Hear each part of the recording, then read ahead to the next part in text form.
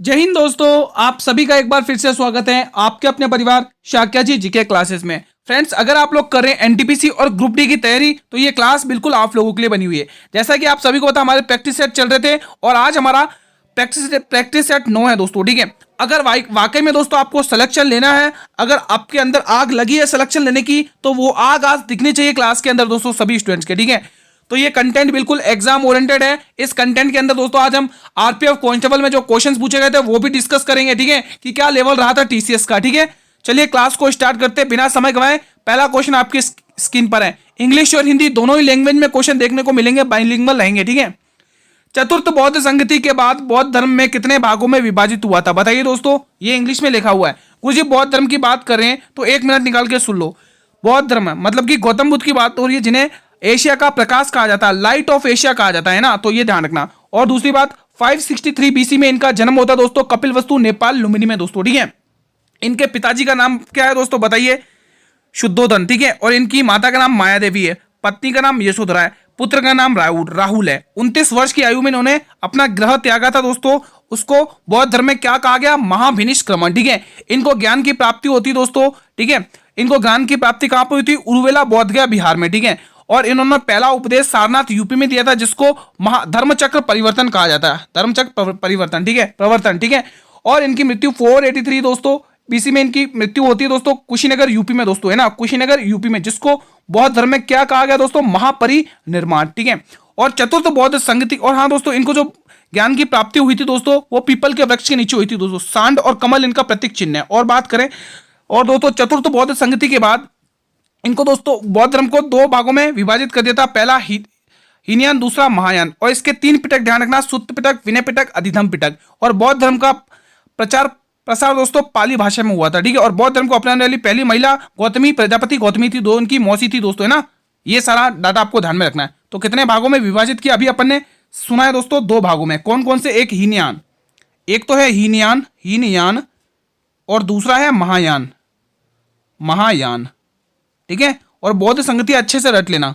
अगला क्वेश्चन इसका भी आप टिक करेंगे, ऑप्शन नंबर बी सी। ठीक है, the art of the Vayuputra पुस्तक के लेखक कौन है? द आर्ट दोस्तों, आर्ट होगा दोस्तों, आर्ट, ART, आर्ट, यहां पे लिखिए ART, आर्ट, द आर्ट। ठीक है, इसको सही से लिख लीजिए। ठीक है, और इसका आंसर आप लोग करेंगे कमेंट बॉक्स में। बताइए दोस्तों, इस पुस्तक के लेखक कौन है? तब तक मैं यहां पर भी करेक्शन कर लेता हूं, 8 की जगह 8 लिखिए, ART, आर्ट। ठीक है, चलिए बताइए इसका आंसर क्या होगा। क्वेश्चन आपकी स्क्रीन पर है।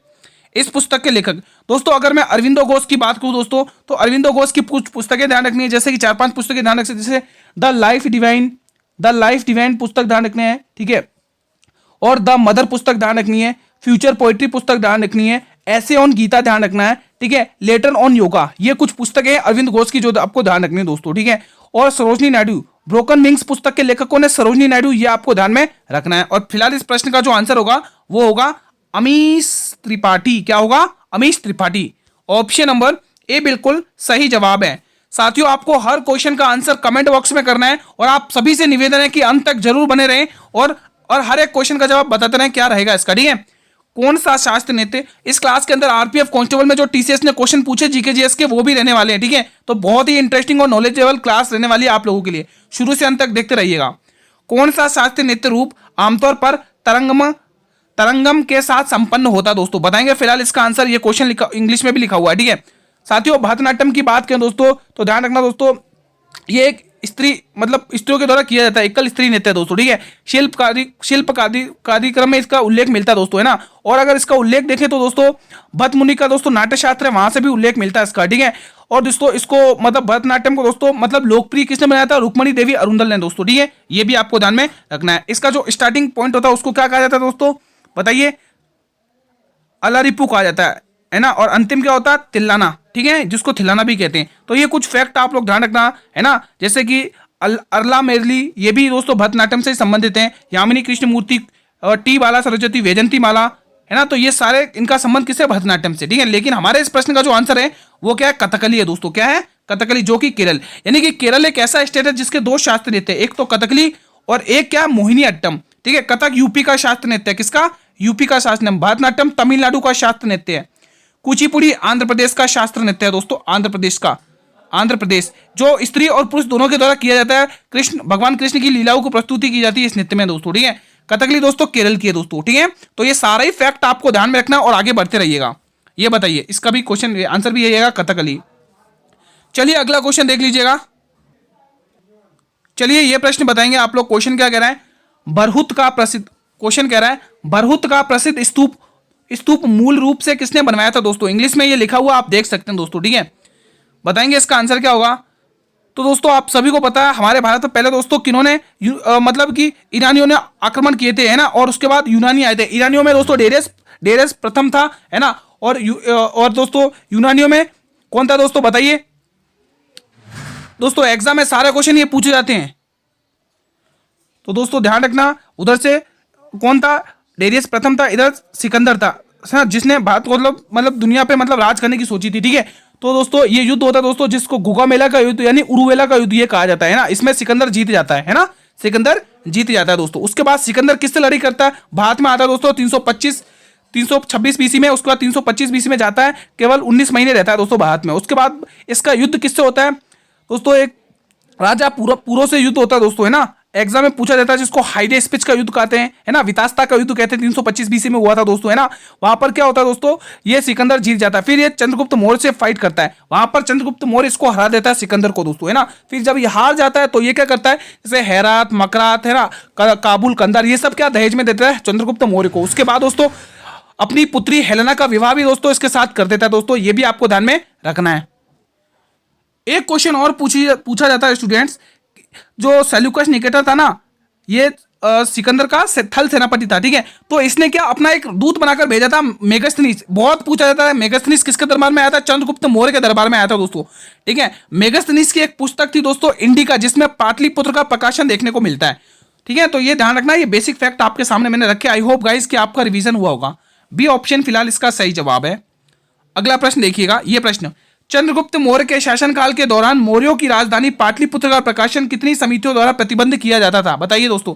यह क्वेश्चन आरपीएफ कांस्टेबल में पूछा गया है दोस्तों, यह क्वेश्चन आरपीएफ कांस्टेबल में पूछा गया था दोस्तों। इसका आंसर आएगा 6, ठीक है। ऑप्शन आएगा इसका डी ऑप्शन, ठीक है। अगला क्वेश्चन आपकी स्क्रीन पर है, निम्न में से बांग्लादेश में गंगा को किस नाम से जाना जाता है, बताइए दोस्तों। ये इंग्लिश में लिखा हुआ है, तो गंगा को गुरुजी पद्मा कहते हैं दोस्तों, ठीक है। जमुना किसको कहते हैं, ब्रह्मपुत्र को, और इनकी जो संयुक्त धारा होती है उसको मेघना कहते हैं दोस्तों। सांगपो सिंधु को कहते हैं, ठीक है, सिंधु को कहते हैं। सिंधु की कुल लंबाई कितनी है, 2880 है, जिसमें से भारत में कितनी है, 1114 है ना, मतलब कि 1114 भारत के अंदर है ना, 1140, ठीक है। ये आपको ध्यान रखना। और क्या ध्यान रखना, इसकी सहायक नदियां, जैसे सिंधु की सहायक नदियां जैसे शौक, गिलगित, नुब्रा, हुंजा, गास्टिंग, ये सारी क्या इसकी सहायक नदियां, ये आपको ध्यान रखना है। और सिंधु नदी का उद्गम कहां से, कैलाश पर्वत के बोकरचू ग्लेशियर से इसका उद्गम होता है दोस्तों। और वहां पर इसको किस नाम से जाना जाता है, सांगपो, ठीक है। तो ये सिंधु नदी के बारे में थोड़ा सा मैंने बताया, तो ध्यान रखना दोस्तों, ठीक है। तो यहाँ पे आंसर क्या आएगा, पद्मा। अगला क्वेश्चन स्टूडेंट्स, निम्न में से कौन से पेड़ भारत के पर्णपाती वनों में पाए जाते हैं दोस्तों, बताइए। इंग्लिश में ये लिखा हुआ आप देख सकते हैं।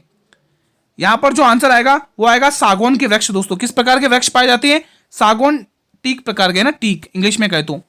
कांग्रेस के किस अधिवेशन में पूर्ण स्वराज की मांग की गई थी, 1 मिनट निकाल के पूरा रिवीजन कराऊंगा। कांग्रेस की स्थापना 28 दिसंबर 1885 में हुई थी। एओ ह्यूम यानी कि एलन ऑक्टिवियम ह्यूम, ये कौन था, इसको हर्मिट ऑफ शिमला भी कहा जाता है, और ये आईसी अधिकारी था, इटावा का कलेक्टर था, ठीक है। ये स्थापना होगी। उसके बाद 1885 में और दोस्तों पूछा जाता है कि अधिवेशन कब हुआ था, 1885 में दोस्तों संस्कृत गोपाल तेजपाल में, है ना, मुंबई अधिवेशन हुआ था। तो मुंबई में ये अधिवेशन हुआ था, ठीक है। यहाँ के अध्यक्ष थे डब्ल्यूसी बनर्जी यानी व्योमेश चंद्र बनर्जी। कितने प्रतिनिधियों के साथ, बहुत इंपॉर्टेंट पूछा जाता है, 72 प्रतिनिधियों के साथ। फिर दोस्तों 85 का 1886 वाला भी इंपॉर्टेंट है दोस्तों, कलकत्ता अधिवेशन। दोस्तों क्यों इंपॉर्टेंट है, क्योंकि दादा भाई नेहरू जी यहाँ पे 3 बार अध्यक्ष बनते हैं दोस्तों। प्रथम पारसी अध्यक्ष थे, इसीलिए इंपॉर्टेंट है। 1886 में, 1893 में और 1906 में अधिवेशन करते हैं, ठीक है। तो ये आपके लिए इंपॉर्टेंट रहेगा। एक और ध्यान रख लो दोस्तों, पहले मतलब कि मुस्लिम अध्यक्ष कौन बने थे दोस्तों, 1887 का शायद अधिवेशन है वो, है ना, मद्रास अधिवेशन है शायद, है ना, उसी में दोस्तों बहरुद्दीन तैयब जी पहले मुस्लिम अध्यक्ष बने थे। और 1896 का इंपॉर्टेंट क्यों, क्योंकि यहाँ पर दोस्तों वंदे मातरम गाया गया था दोस्तों। कलकत्ता अधिवेशन था और वंदे मातरम गाया था रविन्द्रनाथ टैगोर की तरह, ठीक है। फिर 1905 का वाराणसी अधिवेशन, यहाँ की अध्यक्षता किसने करी थी, गोपाल कृष्ण गोखले, जो कि महात्मा गांधी जी के गुरु थे दोस्तों। यहाँ पर स्वदेशी आंदोलन की मांग करी थी बंगाल के विभाजन के बाद, ठीक है। फिर 1906 का दोस्तों सूरत अधिवेशन हो जाता है दोस्तों। 1906 का कलकत्ता अधिवेशन हो जाता है ना, जहां पर दोस्तों खाली स्वराज की मांग करी, पूर्ण स्वराज की मांग नहीं करी, स्वराज की मांग करी। फिर 1900 और अध्यक्षता किसने करी थी? दादा भाई नेहरू जी ने। फिर 1907 का सूरत अधिवेशन दोस्तों इंपोर्टेंट है, रासबिहारी घोष की अध्यक्षता में नरम दल और गरम दल का विभाजन होता है, ठीक है, 1907 में। फिर 1911 में विशन नारायण अध्यक्ष की अध्यक्षता में दोस्तों यहाँ पर जनगण मन गाया जाता है दोस्तों, है ना, ये भी ध्यान रखना, एग्जाम के लिए इंपोर्टेंट है दोस्तों। उसके बाद दोस्तों 1916 का अधिवेशन दोस्तों अंबिका चरण मजूमदार, है ना, अंबिका चरण मजूमदार की अध्यक्षता में दोस्तों क्या होता है दोस्तों बताइए, एग्जाम के लिए इंपोर्टेंट है दोस्तों, ठीक है। और हाँ एक दोस्तों 1917 का कुछ अधिवेशन था दोस्तों जिसमें कलकत्ता अधिवेशन था, जिसमें दोस्तों पहली महिला कांग्रेस अध्यक्ष बनी थी, कौन? एनी बेसेंट दोस्तों, ठीक है। और 1925 का इंपोर्टेंट है, बेलगांव अधिवेशन गांधी जी ने पहली बार अध्यक्षता की थी। 1925 का कराची अधिवेशन, 1925 का कानपुर अधिवेशन ध्यान रखना, जहां पर भारत की पहली महिला अध्यक्ष बनी थी दोस्तों, कौन है? सरोजनी नायडू दोस्तों। फिर 1925 के बाद 1929-30 का अधिवेशन ध्यान रखना दोस्तों, कौन सा? लाहौर अधिवेशन, जहां पर पूर्ण स्वराज की मांग करेगी, और आंसर क्या आएगा? लाहौर अधिवेशन 1929-30 का, ठीक है, 1929-30 का। इसके बाद दोस्तों 1931 में कराची अधिवेशन होता है दोस्तों, सरदार वल्लभ भाई पटेल की अध्यक्षता में, जहां पर उनको वहां की महिलाओं के द्वारा सरदार का टाइटल दिया था दोस्तों, और महिलाओं के मतलब वहां पे किसानों के हित में बात करी गई थी, ठीक है। तो ये मैंने आपके सामने डाटा रखा, आई होप गाइस कि आपको अच्छे से मतलब रिवीजन हुआ होगा, है ना। तो ये एक 1946 का बहुत इंपॉर्टेंट है। क्यों इंपॉर्टेंट है दोस्तों? मेरठ अधिवेशन क्यों इंपॉर्टेंट है दोस्तों? क्योंकि एग्जाम में पूछा जाता है कि स्वतंत्रता के समय कांग्रेस का अध्यक्ष कौन था, तो जेबी कृपलानी, ठीक है। तो ये सारा फैक्ट ध्यान रखना। मैं आशा करता हूं कि आपका रिवीजन होगा, माफी चाहता हूं लंबा मतलब खींचने के लिए थोड़ा सा, लेकिन अच्छा से आपको रिवीजन होगा। मैं ये चीज डेली बोलूंगा ताकि आपको डेली याद रहे दोस्तों, है ना, आपके माइंड में सेट हो जाए ये चीजें। 1857 के विद्रोह में छोटा नागपुर के पठार से दामोदर नदी का उद्गम होता है। लिख दो दामोदर नदी का उद्गम, यहीं पे लिख लो, दामोदर नदी का उद्गम, दामोदर नदी का उद्गम होता है यहां से भाई सब, दामोदर नदी का उद्गम, ठीक है, ये ध्यान रखना, उद्गम, ठीक है, दामोदर नदी का उद्गम होता है दोस्तों। के विद्रोह आदिवासी किसान के कोल आदिवासियों का नेतृत्व किसने किया था? क्वेश्चन ये कह रहा है, ये आप इंग्लिश में भी दे सकते हैं। यहां का जो आंसर आएगा बुधू भगत थे दोस्तों। कौन थे? बुधू भगत। क्या आंसर टिक करोगे? बुधू भगत, ऑप्शन नंबर बी। ये प्रश्न बताएंगे, चारों वेदों को उनके ब्राह्मण वेदों के सहित क्या कहा जाता है दोस्तों? इंग्लिश में लिखा हुआ है, आरपीएफ कांस्टेबल में पूछा गया क्वेश्चन है, आरपीएफ कांस्टेबल में पूछा गया, और इसका आंसर आएगा श्रुति कहा जाता है। क्या कहा जाता है? श्रुति कहा जाता है दोस्तों। क्या कहा जाता है स्टूडेंट्स? यहां पर टिक करेंगे, श्रुति कहा जाता है। अंडमान और निकोबार द्वीप समूह का सबसे बड़ा द्वीप कौन सा है? बताइए दोस्तों, इजी क्वेश्चन है, ऐसे क्वेश्चन पूछे जाते हैं एग्जाम में। तो ये है मध्य अंडमान। कौन सा है? मध्य अंडमान। क्या है स्टूडेंट्स? मिडल अंडमान दोस्तों, ठीक है। ये बताइए, अनुसूचित क्षेत्रों और जनजाति क्षेत्रों के प्रकाशन का प्रभाव निम्न में से किस अनुच्छेद के अंतर्गत है? तो 244 आर्टिकल। कौन सा आर्टिकल है भाई साहब? 244। ये बताइए, ठीक है, ये बताइएगा आप लोग। प्रधानमंत्री इंदिरा गांधी ने 1975 को आपातकालीन की घोषणा की। यह आपातकालीन अवधि कितने महीनों तक लागू थी दोस्तों? बताइएगा, इंपॉर्टेंट क्वेश्चन है। आरपीएफ कांस्टेबल में पूछा गया क्वेश्चन है, आरपीएफ कांस्टेबल में अभी ये पूछा था दोस्तों, है ना, आरपीएफ कांस्टेबल में क्वेश्चन पूछा था। तो ये 21 महीनों तक, कितने महीनों तक? 21 महीनों तक, ऑप्शन नंबर ए।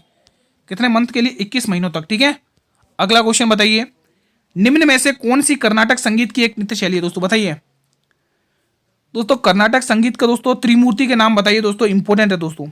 तो यहां पर जो पूछा है दोस्तों, स्वराजाति, अलंकार भी है दोस्तों, गीतम भी है, लेकिन स्वराजाति ऑप्शन में दे रखी, तो आपको ऑप्शन टिक करना है, डी, ठीक है, डी ऑप्शन। और दोस्तों कर्नाटक संगीत का जनक किसे कहा जाता है दोस्तों? बताइए, एग्जाम में पूछा जाता पुरंदर दास को, है ना। चलिए अगला क्वेश्चन। अच्छा, ये इंग्लिश में ही दे रखा है क्या? क्वेश्चन कह रहा है, from which word did the word वैश्या प्रिवेलेंट इन दी वैदिक पीरियड? मतलब वैश्या को क्या कहा जाता है वैदिक पीरियड में? क्वेश्चन ये कह रहा है ना। हिंदी में लिखा नहीं क्या इसका? चलो बताइए, क्या कहा जाता है दोस्तों?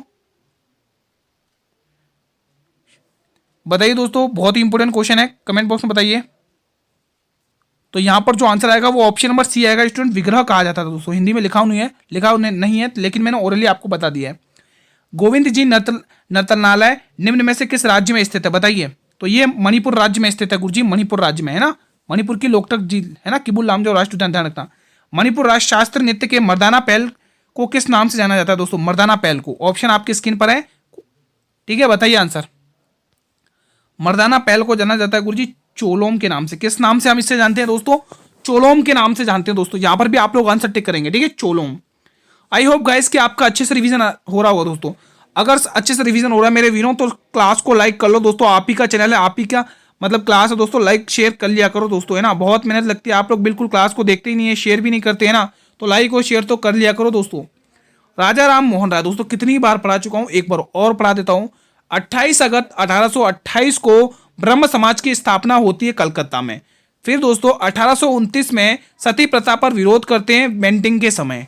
फिर 1815 में आत्मीय सभा की स्थापना करते हैं। 1817 में हिंदू कॉलेज की स्थापना करते हैं। 1825 में वेदांत सोसाइटी की स्थापना करते हैं। 1820 में प्रिसेप्ट ऑफ जीसस इनकी पुस्तक रहती है। 1821 में संवाद कौमुदी, ये इनका समाचार पत्र रहता बंगाली भाषा में। और 1833 में ब्रिस्टल इंग्लैंड में इनकी मृत्यु हो जाती है दोस्तों, ठीक है, डेथ हो जाती है, निधन हो जाता है, ठीक है। तो ये आपको ध्यान में रखना है, इतना बेसिक फैक्ट, ठीक है। एक बात और यहाँ से क्वेश्चन पूछ लेता है, इनको ही दोस्तों नव जागरण का मतलब पिता कहा जाता है, आधुनिक भारत का पिता कहा जाता है। तो ये थोड़े से फैक्ट आप लोग ध्यान में रखना दोस्तों, ठीक है। नव जागरण का अग्रदूत भी इन्हीं को कहा जाता है, ठीक है। तो यहाँ पर आपको जो क्वेश्चन पूछा है वो मैं आपको ऑलरेडी बता चुका हूं। संवाद कौमुदी जो कि किस भाषा में था, बंगाली भाषा में था, बंगाली भाषा, ठीक है। तो ये ध्यान रखना। ये बताइए, अच्छा ये वही है ना संवाद कौमुदी। चलिए ये बताइए, और इनको जो अकबरजित ने राजा की उपाधि दी थी, ये भी ध्यान रखना। निम्न में से कौन सा युग में सम्मिलित नहीं है? आपको इनमें से 4 ऑप्शन दिए, इसमें से ये पता करना कि वो कौन सा युग में जो सही सम्मिलित नहीं है। देखो सतलज, विपाशा, नहीं भाई ये तो गलत है और यही आंसर होगा दोस्तों, क्योंकि झेलम का प्राचीन नाम क्या वितस्ता है, रावी का प्राचीन नाम परुष्णी। झेलम का दोस्तों बेरीनाग झील से इसका उद्गम होता है, रावी का दोस्तों कुल्लू घाटी रोहतांग दर्रे से होता है, चिनाब नदी का उद्गम बताइए कहां से होता है, चिनाब की अस्किनी, सही है बिल्कुल, ठीक है। तो ऑप्शन नंबर ए दोस्तों, चिनाब एकमात्र ऐसी नदी है जो सिंधु की सबसे बड़ी सहायक नदी है दोस्तों, ठीक है। यहां पर जो आंसर होगा वो क्या होगा, यही, क्योंकि यही सुमिलित नहीं है, बाकी सब सुमिलित अपनी जगह पे हैं, ठीक है। निम्न में से कौन सी परियोजना भारत में स्थित नहीं है? भारत में स्थित नहीं है उसने ये बोला है, क्वेश्चन ध्यान से पढ़ लेना मेरे वीर। तो यहां पर जो आंसर आएगा वो मंगला परियोजना। ये कहां पर स्थित है? पाकिस्तान के एक जिला पड़ता है मीरपुर, कुछ ऐसा जिला पाकिस्तान के मीरपुर में, पाकिस्तान में है ये, पाकिस्तान के मीरपुर में है ना, झेलम नदी पर, पाकिस्तान के मीरपुर में, पाकिस्तान के मीरपुर के झेलम में, वहां पर ये स्थित है दोस्तों। बाकी ये सलाल बगलियार दुलस्ती, ये दोस्तों चिनाब नदी पर बांध बने हुए, चिनाब नदी पर जम्मू कश्मीर में, चिनाब नदी पर बने हुए दोस्तों बांध, किसमें? जम्मू कश्मीर में, जम्मू एंड कश्मीर में, ठीक है दोस्तों, ये ध्यान रखना। अगला क्वेश्चन, अच्छा ये तो वही है ना, ये तो वही क्वेश्चन है, तो यहां पर आप टिक कर लेंगे मंगला प्रोजेक्ट, ठीक है। चलिए ये प्रश्न बताएंगे, एकेडमिक एसोसिएशन की स्थापना किसने की थी बताइए, इंग्लिश में भी लिखा हुआ आपकी स्क्रीन पर। तो इसकी स्थापना कही थी गुरुजी, हेनरी विवियन डिरोजिया ने दोस्तों, हेनरी विवियन डिरोजिया, ठीक है, हेनरी विवियन डिरोजिया। ये एग्जाम के लिए इंपॉर्टेंट है दोस्तों, ठीक है। ये देखिए, महात्मा गांधी जी ने किस दिन को अपमान और प्रार्थना के दिन के रूप में चिन्हित किया था?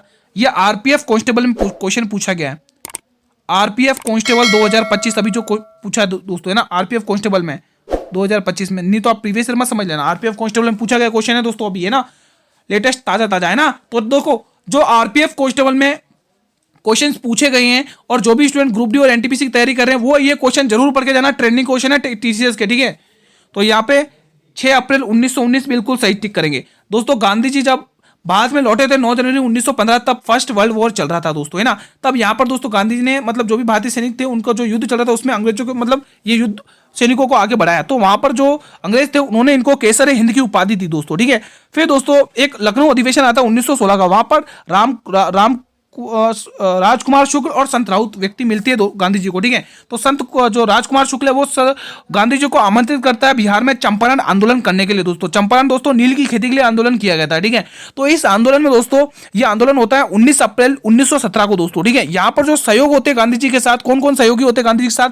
सबसे पहले राजेंद्र प्रसाद, ब्रज किशोर प्रसाद, रामनाथी प्रसाद, जेबी कृपलानी और नारायण सिन्हा, ये 5 व्यक्ति और शामिल होते हैं दोस्तों, ठीक है। तो ये नील की खेती के लिए किया गया था दोस्तों, है ना। अंग्रेज कहते थे कि यहाँ पर खेती करो, लेकिन वो किसानों के लिए वो जमीन नष्ट हो जाती थी उस खेती को करने से नील की, ठीक है। तो उस समय काफी डिमांड थी, तो इसलिए ये किया गया था दोस्तों, ठीक है।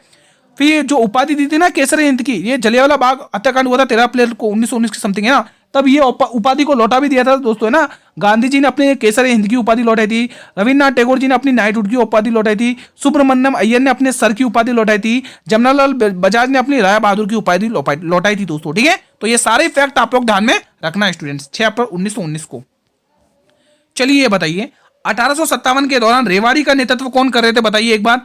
1857 के दौरान रेवाड़ी का नेतृत्व कौन कर रहे थे? तो रेवाड़ी का नेतृत्व कर रहे थे वो थे राव तुल्ला राम। कौन थे? राव तुल्ला राम। टिक करिए, राव तुल्ला राम नेतृत्व कर रहे थे दोस्तों, राव तुल्ला राम। ठीक है, अगला क्वेश्चन देखिएगा, मावट किस होती है? मावट क्या होती है, मतलब इस किसने होगा, मावट क्या होती है? मावट क्या होती है दोस्तों? ठीक है, यहां पे बताइएगा, what is the cause of monsoon, है ना, मावट क्या होती है? तो बिल्कुल यहां पे क्या करेंगे, तो उत्तर पश्चिमी मानसून होता है दोस्तों। क्या होता है? उत्तर पश्चिमी मानसून। उत्तर पश्चिमी मानसून होता है दोस्तों, नॉर्थ वेस्ट मानसून। ठीक है, तो ये फैक्ट ध्यान रखना। सैयद वंश का अंतिम शासक कौन था? वेरी इंपॉर्टेंट क्वेश्चन है, वेरी इंपॉर्टेंट है, वेरी इंपॉर्टेंट है दोस्तों। ठीक है, आरपीएफ कांस्टेबल में पूछा गया क्वेश्चन है, आरपीएफ कांस्टेबल में। ये क्वेश्चन स्टूडेंट्स आरपीएफ कांस्टेबल 2025 में ही पूछा गया करंट क्वेश्चन है, ध्यान रखना भाई साहब।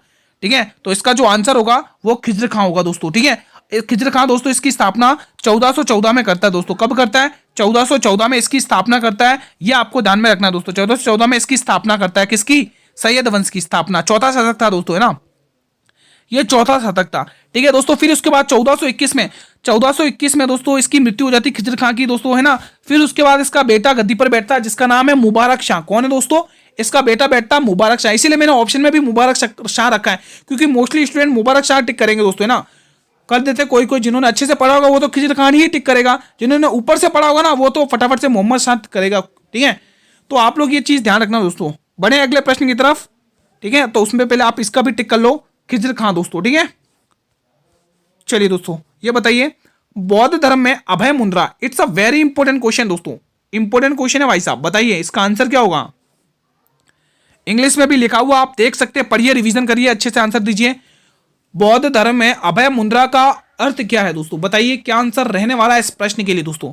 ठीक है, बताइए दोस्तों क्या आंसर रहेगा इस प्रश्न के लिए दोस्तों। 29 वर्ष की आयु में गौतम बुद्ध ने ग्रह त्यागा था दोस्तों, ध्यान रखना। ठीक है, इसका आंसर क्या होगा? इसका आंसर होगा निर्भीकता। क्या होगा स्टूडेंट? निर्भीकता। टिक करेंगे यहां से आंसर, फियरलेस। ठीक है साथियों, इसी फियरलेस के साथ आज की क्लास को यहीं पर वाइंड अप करते हैं। How was the revision today? Answer in the comment box. ठीक है, how was the revision today? Answer in the comment box. ठीक है, कमेंट में बताएंगे कैसा रहा रिवीजन, ईमानदारी से बताएंगे दोस्तों। ठीक है, अगर आपको ये रिवीजन पसंद आया तो एक प्यारा सा कमेंट आप लोग जरूर कमेंट बॉक्स में छोड़कर जाना कि कैसा रहा आप लोगों का रिवीजन। ये कमेंट बॉक्स बताएगा, और ये वही छोड़कर जाएगा जो शुरू से अंत तक क्लास को वॉच करेगा। ठीक है, और आपके काम की चीज बता देता हूं स्टूडेंट्स, अगर आपको इस क्लास की पीडीएफ चाहिए तो ये आप देख सकते हैं, मेरे टेलीग्राम ग्रुप का लोगो है, आप जाकर सर्च करिए शाक्या जी जीके क्लासेस, ये लोगो आपको देखने को मिलेगा। वहां से पीडीएफ उठाइए, रिवीजन करिए दोस्तों। और इस टेलीग्राम ग्रुप का लिंक वीडियो के डिस्क्रिप्शन बॉक्स में मैं पिन कर दूंगा, कमेंट बॉक्स में भी और डिस्क्रिप्शन बॉक्स में भी दिया हुआ है, वहां से भी आप जाकर ज्वाइन कर सकते हैं दोस्तों। ठीक है, सेशन पसंद आया हो तो दोस्तों, अगर आपको ये सेशन पसंद आया तो मेरे वीरों बिना लाइक किए मत जाना, बहुत मेहनत लगी है। मैं सभी वीरों से रिक्वेस्ट करूंगा भाई साहब, क्लास को शेयर जरूर करना अपने सभी मित्रों के साथ। साथियों क्लास को शेयर भी करा करो, आप लोग जो भी स्टूडेंट्स कॉम्पिटिशन एग्जाम की तैयारी कर रहे हैं उन तक ये क्लास जरूर शेयर करिए करें दोस्तों, है ना, उनके लिए भी हेल्प हो जाएगी दोस्तों। ठीक है, और आप सभी भली भांति परिचित हैं कि टाइम डेली 8 PM का रहता है, डेली 8 PM क्लास आ जाती है रिवीजन के लिए। आप लोगों को बिना कहीं डेली 8 PM पर क्लास देख लेनी है और अच्छे से रिवीजन कर लेना है दोस्तों। ठीक है, क्योंकि पढ़ेगा वही, मेहनत वही करेगा जैसे सिलेक्शन लेना है दोस्तों। बाकी आप डेडिकेट से पढ़ रहे हो तो अवश्य ही सिलेक्शन होगा। अगर आप डेडिकेट से नहीं पढ़ रहे हो, डेली क्लासेस नहीं देख रहे हो, अच्छे से पढ़ाई नहीं कर रहे हो, तो आपका मतलब थोड़ी सी डिफिकल्टी होगी दोस्तों, है ना। तो अभी से रिवीजन करना स्टार्ट कर दो, एग्जाम का डेट का वेट मत करो कि एग्जाम की डेट आएगी फिर हम एकदम से हमारे अंदर वो विकराल रूप तोड़ेगा फिर हम पढ़ने बैठेंगे, ऐसा नहीं। ठीक है, तो कल मिलते हैं इसी टाइम पर, तब तक स्टूडेंट जय हिंद, जय भारत, वंदे मातरम, धन्यवाद दोस्तों। ठीक है, मेहनत करते रहिएगा।